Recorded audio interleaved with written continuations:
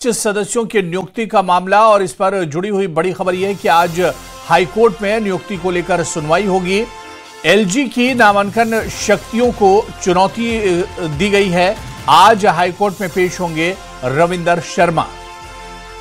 तो बड़ी खबर इस वक्त आ रही है। विधानसभा में 5 सदस्यों की नियुक्ति के मामले में आज हाईकोर्ट में नियुक्ति को लेकर सुनवाई होगी। एलजी की नामांकन शक्तियों को चुनौती दी गई है। आज हाईकोर्ट में पेश होंगे रविंदर शर्मा।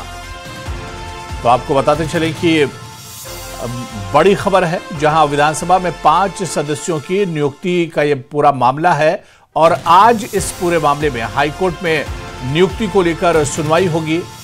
एलजी के नामांकन शक्तियों को दरअसल चुनौती दी गई है।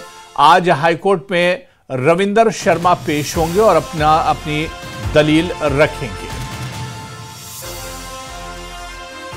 तो 5 सदस्यों के नॉमिनेशन से दरअसल ये पूरा मामला जुड़ा हुआ है।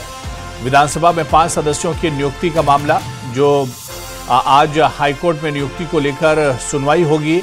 एलजी की नामांकन शक्तियों को इसमें चुनौती दी गई है। आज हाईकोर्ट में पेश होंगे रविंदर शर्मा।